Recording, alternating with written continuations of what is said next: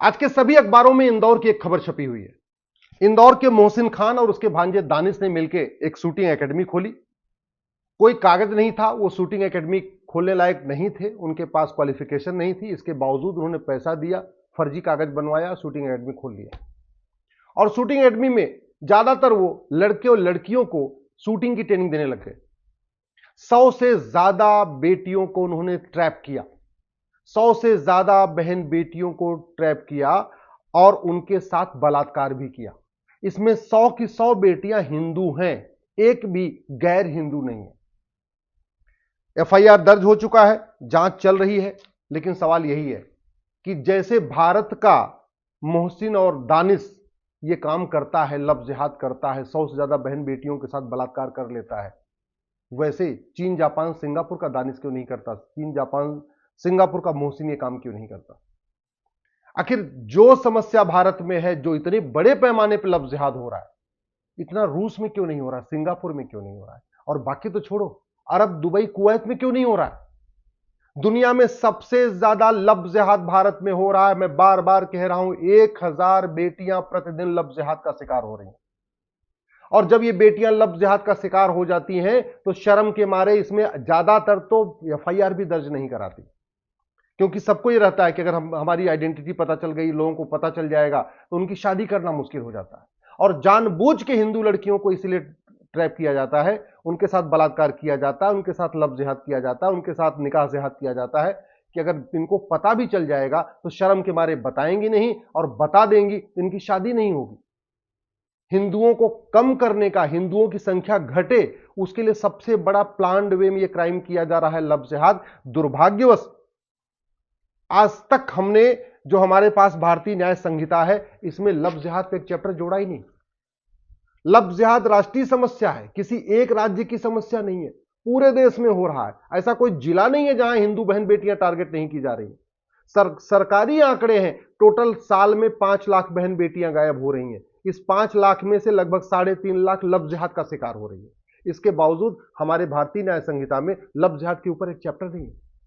Love जिहाद राष्ट्र की सुरक्षा के लिए खतरा है, और जो राष्ट्र की सुरक्षा के लिए खतरा होता है, उससे निपटने के लिए हमारे पास कानून है, नेशनल सिक्योरिटी एक्ट।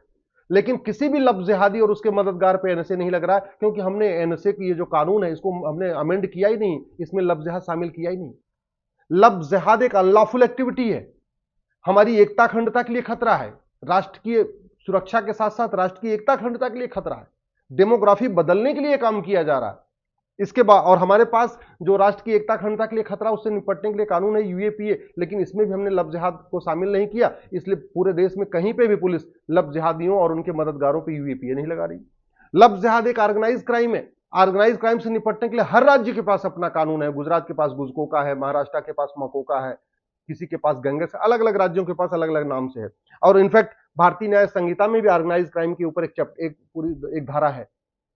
लेकिन पूरे देश में कहीं पे भी लव जिहाद करने वालों और उनके मददगारों पे ऑर्गेनाइज क्राइम की धारा नहीं लग रही है।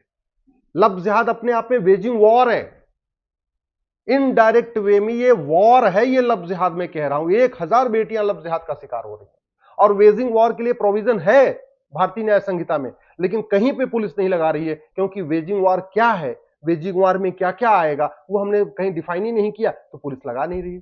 और पुलिस लगा भी देगी, कल को कोर्ट में जाएगा, कोर्ट उसको हटा देगी, कोर्ट कहेगी नहीं ये तो लगता ही नहीं, क्योंकि हमने कानून बना दिया है घटिया। मैं कई बार कह चुका हूं, भारत को बचाना है तो सबसे पहले नियम कानूनों को बदलिए। भारत को बचाना है तो सबसे पहले हेट स्पीच को डिफाइन करिए, माइनॉरिटी को डिफाइन करिए। या तो माइनॉरिटी मेजॉरिटी खत्म कर दीजिए, नहीं तो माइनॉरिटी को डिफाइन करिए। 1 करोड़ जनसंख्या कभी माइनॉरिटी नहीं हो सकती। लाख, 2 लाख की जनसंख्या, 5 लाख की जनसंख्या, 10 लाख की जनसंख्या तो माइनॉरिटी हो सकती है। जिसकी जनसंख्या करोड़ों में हो वो माइनॉरिटी नहीं हो सकता। दुर्भाग्यवश हमने सड़ा हुआ कानून बना रखा है, और लव जिहादियों के लिए माइनॉरिटी कमीशन बना रखा है, लव जिहादियों के लिए माइनॉरिटी फिल्म मिनिस्ट्री बना रखा है, लव जिहादियों के लिए हमने मदरसा खोल दिया है, लव जिहादियों के लिए हमने वक्फ बोर्ड बना रखा है, लव जिहादियों के लिए वक्फ ट्रिब्यूनल बना रखा है। मजहब के आधार पर नियम चल रहा है, मजहब के आधार पर कानून चल रहा है, मजहब के आधार पर बोर्ड चल रहा है, मजहब के आधार पर ट्रिब्यूनल चल रहा है, मजहब के आधार पर आयोग चल रहा है, मजहब के आधार पर मंत्रालय चल रहा है, मजहब के आधार पर लोन चल रहा है, मजहब के आधार पर वजीफा चल रहा है। समझ में नहीं आ रहा है हम देश को कहां ले जा रहे हैं। हम देश को बर्बाद करने पे कब सोचें? देश बर्बादी की तरफ बढ़ रहा है, इस पे ध्यान क्यों नहीं जा रहा? क्यों हम राइट टू एजुकेशन को राइट टू इक्वल एजुकेशन करके पूरे देश में कम से कम 16 साल तक 10वीं तक समान शिक्षा लागू कर देते? तो भैया न मदरसा चलेगा, न मिशनरी स्कूल चलेगा, भारत में केवल गुरुकुल वैदिक शिक्षा व्यवस्था चलेगी। इस एक शब्द जोड़ना, इक्वल जोड़ना है, राइट टू एजुकेशन को राइट टू इक्वल एजुकेशन बनाना है। क्या मजाल की हाई कोर्ट सुप्रीम कोर्ट बीच में आके खड़ा हो जाए? भारत का संविधान आपको मदरसा खोलने की इजाजत थोड़ी देता है, जो आज सुप्रीम कोर्ट कह देगा नहीं नहीं आप समान शिक्षा लागू नहीं कर सकते। समान शिक्षा लागू हो ये संविधान कहता है, समान शिक्षा लागू हो बाबा साहब अम्बेडकर चाहते थे, समान शिक्षा लागू हो ये गांधी जी चाहते थे, समान शिक्षा लागू हो ये लोहिया जी चाहते थे, और हमारा संविधान भी कहता है समान शिक्षा लागू होनी चाहिए। फिर भी हम मदरसा चलवा रहे हैं, मिशनरी स्कूल चलवा रहे हैं, और राइट टू एजुकेशन को आज तक राइट टू इक्वल एजुकेशन नहीं कर पाए। लब जिहाद इसलिए चल रहा है क्योंकि सालों साल जांच चलती है, सालों साल चलती रहती है। क्यों नहीं 1861 के पुलिस एक्ट को हम बदल के नया एक पुलिस रिफॉर्म करते हैं, पुलिस चार्टर लागू करते हैं, 1 घंटे के अंदर एफआईआर होगी, 1 महीने के अंदर जांच पूरी होगी। अब आप सोच रहे होंगे 1 महीने के अंदर जांच पूरी कैसे होगी? 100% हो जाएगी। जिसके खिलाफ ये मामला बन रहा है, जैसे ये मोहसिन है दानिश है, इसका narco polygraph brain mapping test करिए, 1 दिन के अंदर पता चल जाएगा इसने 100 लड़कियों के साथ बलात्कार किया कि 150 लड़कियों के साथ किया कि 200 लड़कियों के साथ किया। मैं एक नार्को पॉलीग्राफ ब्रेन मैपिंग कानून क्यों जरूरी है? क्योंकि बेटियां शर्म के मारे आती नहीं सामने, उनके परिवार शर्म के मारे सामने नहीं आते। उनको लगता है अगर हम जाएंगे थाना में एफआईआर करेंगे और बार बार हमें तारीख पे तारीख जाना पड़ेगा, कोर्ट में जाना पड़ेगा, उनका आगे शादी विवाह रुक जाएगा। इस शर्म के मारे वो ट्रैप हो जाती है। परिवार को पता होता है कि लब जिहाद हुआ, फिर भी बोलता नहीं। तो हम क्यों ऐसे परिवारों को मजबूर कर रहे हैं कि सामने आओ? तो क्यों नहीं हम नार्को पॉलीग्राफ ब्रेन मैपिंग कानून बना देते? आखिर भारतीय ये जो साक्ष्य संहिता बनाई है, इसमें अमेंड करके narco polygraph brain mapping mandatory क्यों नहीं कर देते? संविधान कहीं नहीं मना करता कि नहीं नार्को पॉलीग्राफ ब्रेन मैपिंग कानून हो सकता। हमने ये भारतीय नागरिक सुरक्षा संहिता बनाई, और इसमें हम जुडिशियल रिफॉर्म करके जुडिशियल चार्टर क्यों नहीं कर देते कि लब जिहाद का मुकदमा 1 साल के अंदर डिसाइड होगा? और हो सकता है अगर हम कानून बना के झूठ पकड़ने के लिए नार्को पॉलीग्राफ ब्रेन मैपिंग कानून बना दे, झूठी गवाही, झूठा हलफनामा को गंभीर अपराध घोषित कर दे, भ्रष्टाचार को गंभीर अपराध घोषित कर दे। भ्रष्टाचार जरूरी है क्योंकि ये लब जिहादियों के पास बड़ी फंडिंग आती है, और उस फंडिंग के जरिए वो पहली बात तो जांच में ही थानेदार को पैसा देके, पुलिस वालों को पैसा देके जांच ही गड़बड़ करा देते हैं, जांच कमजोर करा देते हैं, और जांच कमजोर हो जाती है, उसके बाद मामला कोर्ट में चलता है। वहां जो गवाह आते हैं इनकी उनके पास इतनी फंडिंग आती है, गवाह भी खरीद लेते हैं, कई बार जज को भी मैनेज कर लेते हैं, आराम से जमानत ले लेते हैं। हम लोग क्या करते हैं? कोर्ट को कोसते रहते हैं। अरे सच्चाई यह है कि हमारा कानून घटिया है। कोर्ट क्या करे जब कोर्ट का काम है कानून की व्याख्या करना, कानून को देखना। कोर्ट कानून थोड़ी बना सकती। ये जो सिटीजनशिप एक्ट बना हुआ है, हम क्यों नहीं एक सिटीजन चार्टर लागू कर देते कि जो लब जिहाद करेगा, जो लब जिहादियों की मदद करेगा, उसकी नागरिकता खत्म हो जाएगी। जिस दिन हमने लब जिहाद करने वालों और उनके मददगारों की 100% संपत्ति जब्त करने, उनकी नागरिकता खत्म करने, उनको आजीवन कारावास फांसी देने के लिए कानून बना दिया ना, मैं गारंटी के साथ कहता हूं लब जिहाद रुक जाएगा। और नहीं ऐसे सोशल मीडिया में शेयर करते रहेंगे, रोज खबरें बनती रहेंगी, यहां पे यहां चलता रहेगा, एफआईआर होती रहेगी, जांच होती रहेगी, सब कुछ होता रहेगा, लब जिहाद रुकेगा नहीं। और ध्यान रखिएगा, 1000 बेटियां लब जिहाद का शिकार हो रही हैं। लब जिहाद की तकलीफ तो वो पिता जानता है जिसकी बेटी ट्रैप हो गई है, वो भाई जानता है जिसकी बेटी लब जिहाद का शिकार हो रही है, जिसकी वो मां जानती है कि उसको कितनी तकलीफ है जिसकी बेटी लब जिहाद में ट्रैप हो गई है। बड़ी बड़ी बातें करने से लब जिहाद नहीं रुकेगा। लब जिहाद रोकने के लिए समान शिक्षा लागू करना पड़ेगा, समान दंड संहिता लागू करना पड़ेगा, समान पुलिस संहिता लागू करना पड़ेगा, समान न्यायिक संहिता लागू करना पड़ेगा। लब जिहाद रोकने के लिए पुलिस चार्टर लागू करना पड़ेगा, एडमिनिस्ट्रेटिव चार्टर लागू करना पड़ेगा, जुडिशियल चार्टर लागू करना पड़ेगा, भ्रष्टाचार खिलाफ कठोर कानून बनाना पड़ेगा। लब जिहादियों की फंडिंग जो ड्रग का कारोबार चलता है उससे आता है, तो पहले इस कानून को बदलना पड़ेगा। जो नकली ड्रग का कारोबार चल रहा है उसको रोकना पड़ेगा, तब जाके लब जिहाद रुकेगा। लब जिहाद रोकना है तो जो ड्रग जिहाद चल रहा है, जो ड्रग का कारोबार चल रहा है, वो जो फंडिंग आ रही है ना, जो ड्रग स्मगलिंग का पैसा आता है, उसका ज्यादातर पैसा लब जिहादियों को फंडिंग में आता है, लब जिहादियों को फंडिंग होती है। तो ये कानून बदलना पड़ेगा।